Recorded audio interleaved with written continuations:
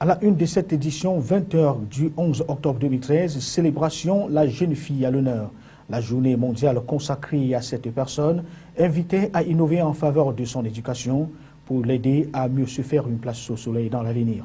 Dans ce journal, nous interrogerons pour comprendre les préjugés dont elle fait l'objet à travers les familles sur l'étendue du territoire national au Cameroun. Santé du souffle nouveau pour les formations sanitaires du pays. Près de 173 médecins viennent de recevoir leur parchemin après 7 années d'études à la faculté de médecine de l'Université de Yaoundé 1. Une mission essentielle assignée à ces nouveaux médecins de respecter le serment d'Hippocrate, mais surtout veiller à la santé des malades. Voilà pour le sommaire. Les détails, à tout de suite. Bonsoir à tous. Ouvrons cette édition d'information avec l'élection du 30 septembre. Le contentieux post-électoral se poursuit du côté de Yaoundé. La Cour suprême, qui siège comme conseil constitutionnel, est à examiner depuis ce matin, 11 octobre 2013, les recours introduits par 14 partis politiques. Ces derniers demandent soit d'un côté l'annulation partielle ou alors et de l'autre l'annulation totale de la double constatation électorale législative et municipale du 30 septembre 2013 dernier. Mais ce qui est sûr, nous apprend Jonathan Nzoa, c'est que les candidats à la députation, c'est-à-dire les législatives, seront fixés sur le sort, au bout des prochaines heures, au moment même où on annonce que la session de plein droit annoncée pour mardi prochain, mardi 15 octobre, pour l'élection des maires, a été renvoyée au mercredi 16 octobre. Raison évoquée, mardi, journée fériée des chômeurs au Cameroun. Explication de Jonathan Nzoa.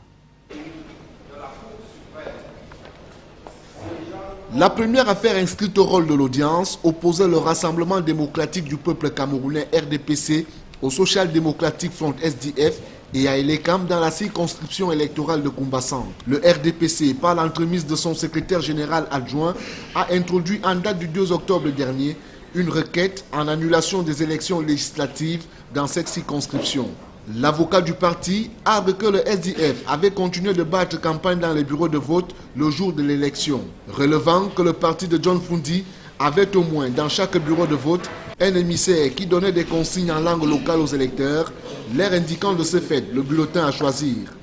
Interrogé sur la question, le représentant de l'ECAM va déclarer qu'aucune disposition légale n'interdit aux candidats de faire le tour des bureaux de vote. Par contre, reste proscrite la propagande électorale. Le verdict du premier président de la Cour suprême est donné. La requête du RDPC est recevable sur le fond, mais elle est rejetée. L'on passe alors au deuxième dossier. Le MCNC est opposé au RDPC dans le Onkam. Le recourant, Jean Monté, a sollicité l'annulation des élections dans ce département, invoquant la fraude électorale orchestrée par le Rassemblement démocratique du peuple camerounais. Mais dans la requête, l'on ne retrouve nulle part des noms des candidats donnés vainqueurs, comme le prévoit l'article 49 du Code électoral. Là encore, la Cour suprême rejette la requête de Jean Monté. Passeront également à la trappe du rejet, pour les mêmes motifs, le PAP dans la Magno, l'UNDP dans le Djaïlobo et le CDP qui sollicite lui aussi l'annulation des législatives dans la Magno. La sixième affaire opposait quant à elle le SDF à l'ECAM et au RDPC. Les avocats du SDF relèvent que leur bulletin de vote était inexistant dans la Magno. Ils sollicitent par ces motifs l'annulation des législatives dans ce département. Après les débats animés par toutes les parties, l'affaire a été mise en délibéré. On retient que la Cour suprême devra donc statuer sur 41 recours pour une réponse définitive aux partis politiques requérants et on attend. Bien, on attend. Et la suite sera donc connue dans les tout prochains jours, alors les toutes prochaines heures, puisque la nuit promet tout simplement d'être très longue du côté de la Cour suprême qui siège ici comme conseil constitutionnel. On l'a annoncé en titre dans le domaine de la santé, c'est du nouveau souffle pour les formations sanitaires à travers le triangle national. Ils vont donc recevoir dans les tout prochains jours quelques-uns des 73 médecins qui viennent de recevoir leur parchemin. C'est au terme de 7 années de formation à la faculté de médecine de l'Université de Yaoundé 1.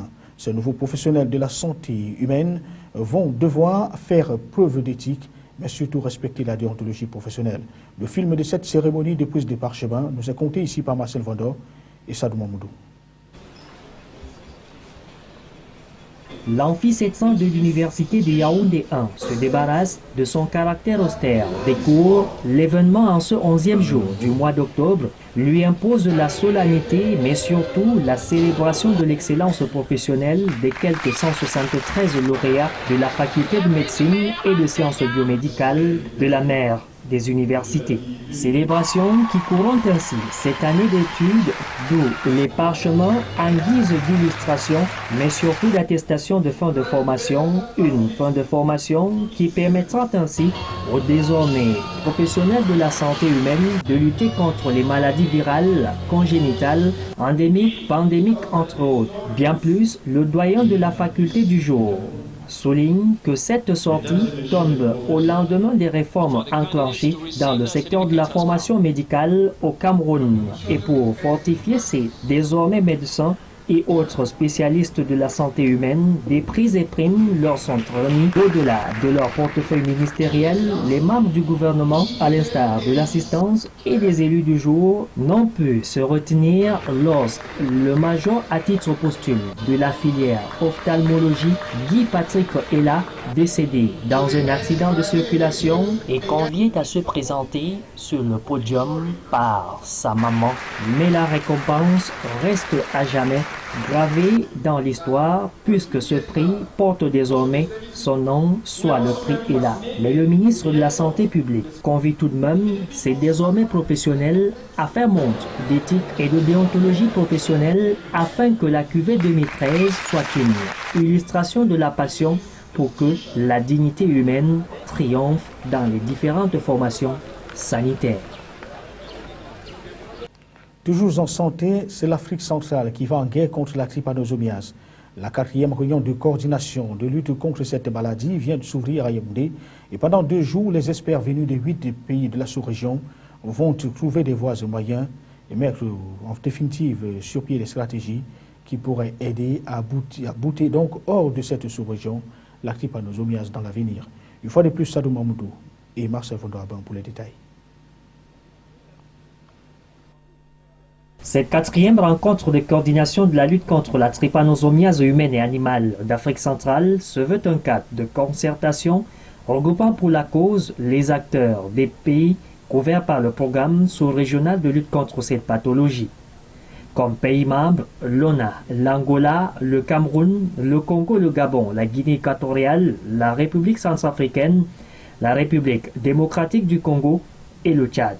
Aux côtés de ces pays, il faut greffer les partenaires bilatéraux et multilatéraux, notamment l'OMS, la Pan-African Test and Trypanosomiasis Eradication Campaign de l'Union africaine, la CB-VIRA, les institutions de recherche IRD, l'Université d'Afrique centrale et du Nord, les Médecins sans frontières, entre autres.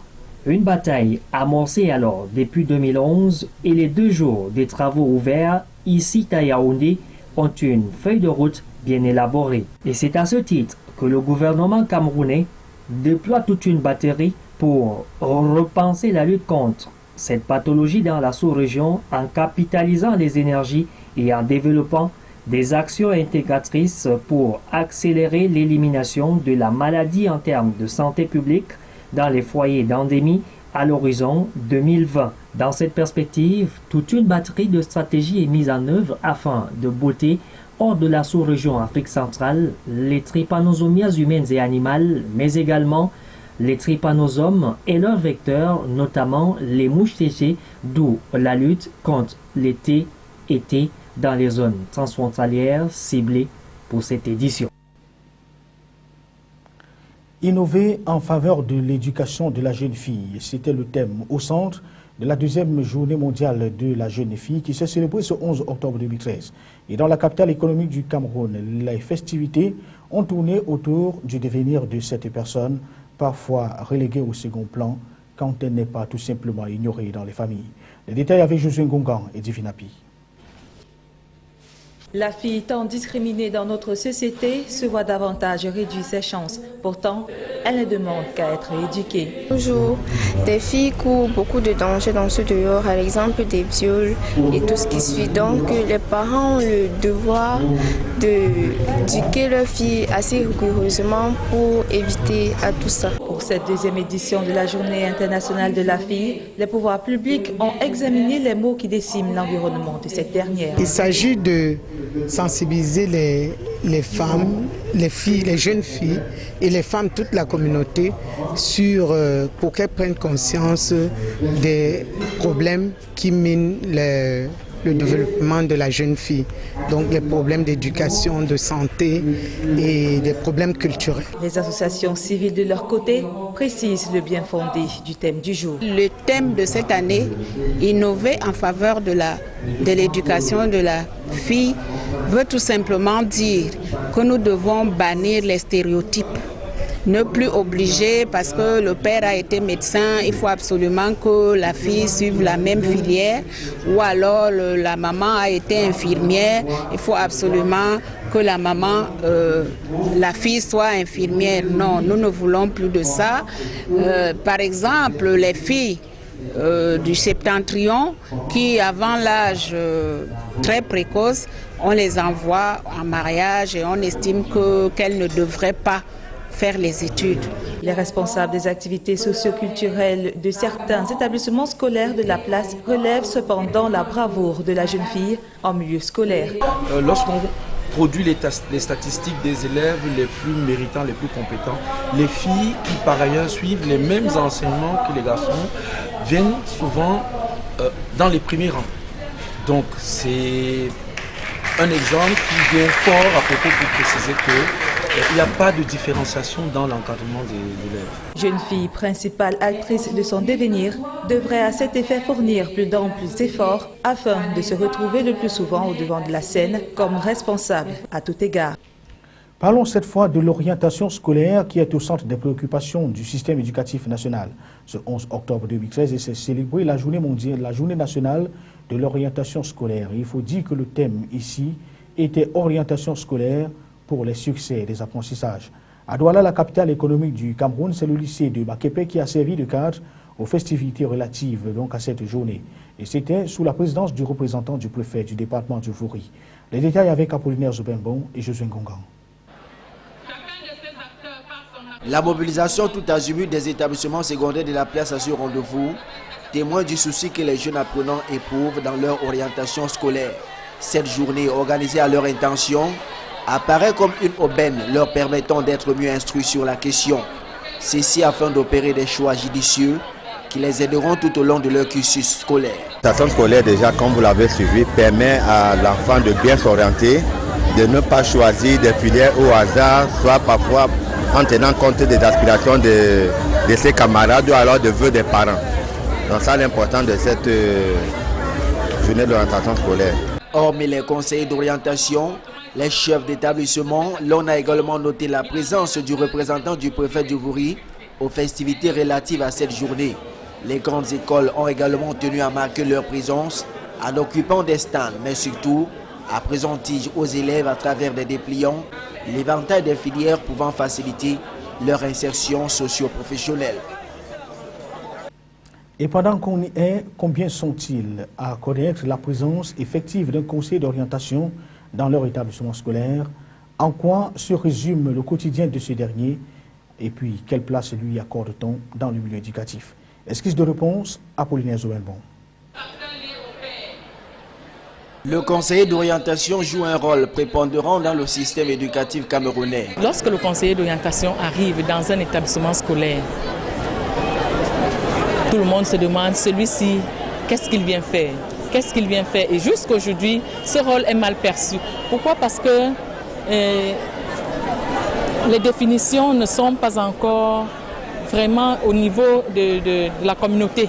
Nous qui exerçons cette profession, nous savons que le conseiller d'orientation aide l'élève dans le choix des filières, aide l'élève, guide l'élève dans le choix des filières, aide l'élève dans les problèmes qu'il rencontre au cours de son processus éducatif, à résoudre ses problèmes relationnels, d'apprentissage et ses problèmes même de la connaissance de la personnalité. Ce rôle capital est malheureusement mal cerné par les apprenants qui ignorent parfois l'existence de ces guides dans les établissements scolaires qu'ils fréquentent. Le service d'orientation est composé d'un chef service d'orientation et puis le personnel d'orientation.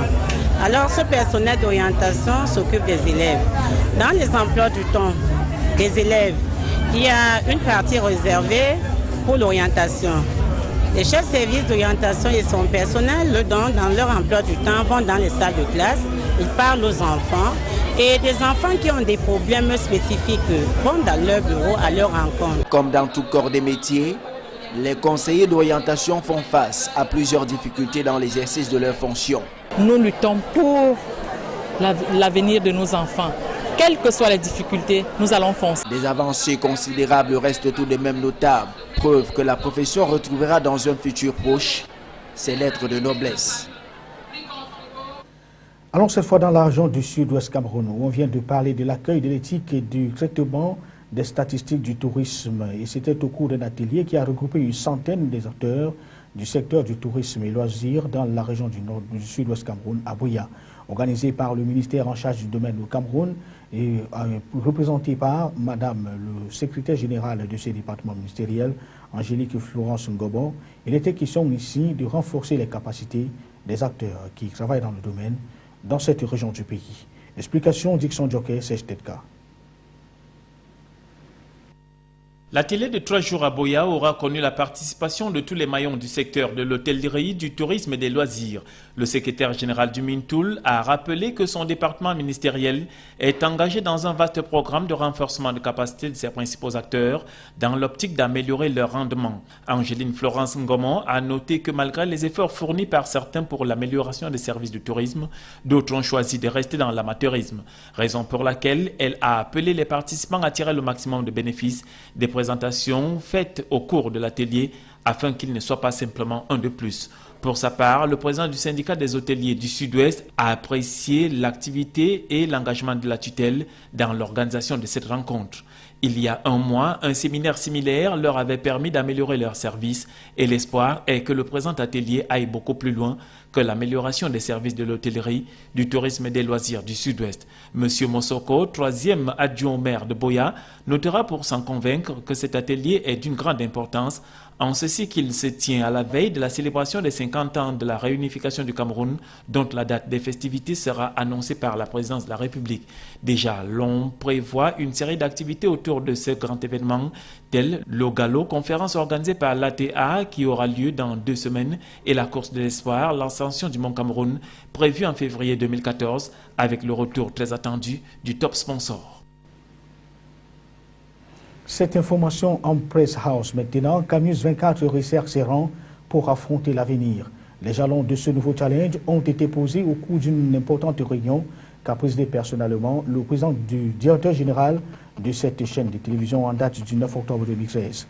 Au 4e étage de l'immeuble abritant les services de la chaîne de télévision en continu, M. Mamadou Bayero Fadil a fait avec le personnel le bilan de l'activité telle que menée jusque-là avant de faire quelques assortiments sur le futur, notamment le développement et les décrochages qui sont annoncés dans les différentes régions du pays, sans oublier la sous-région. Les détails, Benoît Dormont, Donald Anouzoa. Plusieurs points figuraient à l'ordre du jour. Les plus importants portaient sur l'évaluation du chemin parcouru depuis la mise en place de la chaîne de télévision de son lancement de février 2012 à cette date précise. Prenant la parole, Mamadou Bayero Fadil a salué les efforts constants et quotidiens de l'ensemble du personnel, tous services confondus, qui a su capitaliser avec maestria les gros investissements consentis par la plus haute hiérarchie de manière à hisser la chaîne en peu de temps au premier rang des télévisions qui comptent dans l'univers audiovisuel national et international. Aussi, pour ne pas dormir sur ses lauriers, le président directeur général de Camnews 24, dont la grosse activité managériale n'est plus à compter, est venu par cette rencontre procéder au recadrage, mieux, resserrer les rangs pour stopper le flottement du personnel. Il a pour ainsi dire instruit au personnel d'encadrement de veiller sur la redéfinition des tâches, la régularité, la qualité qui seules peuvent garantir la performance et l'atteinte des objectifs recherchés par cette chaîne de télévision qui a, par sa façon de faire, révolutionner ce secteur qui était jusque-là monotone en termes de logistique, d'innovation technologique. Pour finir, Mamadou Bayero Fadil, qu'entouraient les directeurs de l'information, des programmes et techniques et l'ensemble du personnel journaliste, caméramen, monteur et diffuseur, a fait d'autres annonces allant dans le sens de la visibilité de la chaîne.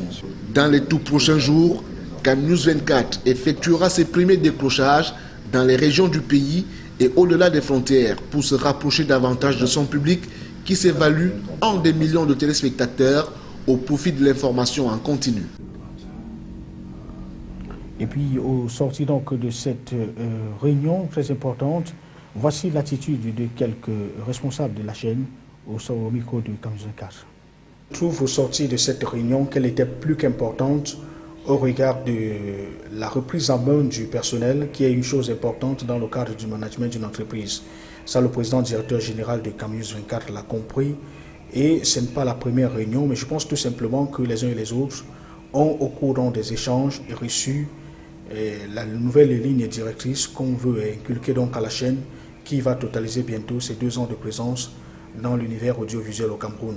Je pense que tout est parti sur des bonnes perspectives. On annonce d'ailleurs le déploiement dans les différentes régions du pays et même probablement au-delà, dans la limite de nos moyens, et ce sera tout simplement pour le bien de nos téléspectateurs.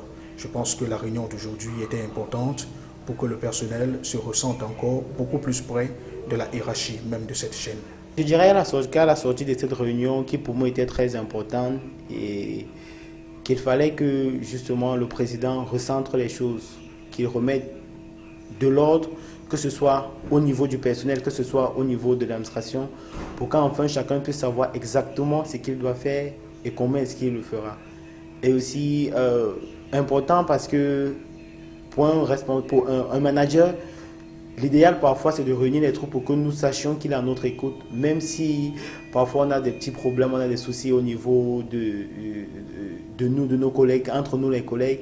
Il faut parfois qu'ils tapent le poing sur la table pour dire stop, voilà ce qu'on s'était dit au départ, voilà à quel niveau nous sommes. À l'étranger, enquête, le compagnon de la mère de Fiona l'accuse donc à son tour d'avoir porté des coups sur la fillette. Pendant ce temps en Syrie, après le Nobel de la paix, les experts de l'OLAC poursuivent aujourd'hui leur périleuse émission. L'essentiel de l'actualité internationale, c'est avec la rédaction de C24. Le beau-père de Fiona accuse à son tour la mère de la fillette. Il a été entendu ce vendredi par le juge et nie toutefois être auteur de la mort de Fiona. Le tribunal compte organiser une confrontation. Les experts de l'Organisation pour l'interdiction des armes chimiques, désormais prix Nobel, leur mission en Syrie n'est pas encore achevée. L'arsenal chimique syrien serait le 4e au monde et c'est la première fois qu'une telle mission se fait dans un pays en plein conflit armé. Il Cavaliere est disposé à réaliser des travaux d'intérêt général. Silvio Berlusconi, aujourd'hui âgé de 77 ans, avait été condamné à 3 ans de prison ferme à cause de son âge avancé. L'ex-chef du gouvernement italien a préféré le travail pour l'intérêt général à l'assignation à résidence en lieu et place de la détention. Le très célèbre hôtel parisien Lutetia ferme lui aussi ses portes pour des travaux. La direction de l'établissement a annoncé aux 201 employés la fermeture qui va durer 3 ans. Elle leur a également présenté un plan social peu encourageant qui a été contesté par des manifestants.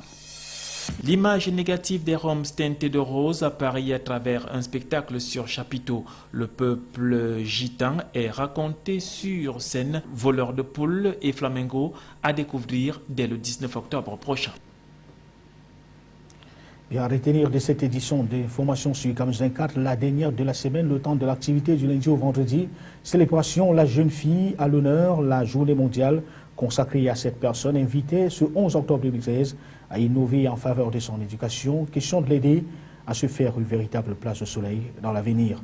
Dans ce journal, on a interrogé pour comprendre la place qu'elle occupe déjà au sein de la société, mais surtout dans sa famille, qui est sa cellule de base et le point de départ pour son avenir. Et puis en santé, c'est du nouveau souffle pour les formations sanitaires du pays. Près de 173 médecins viennent de recevoir leur parchemin après 7 années d'études à la faculté de médecine de l'université de Yaoundé 1, c'est dans la capitale politique du pays.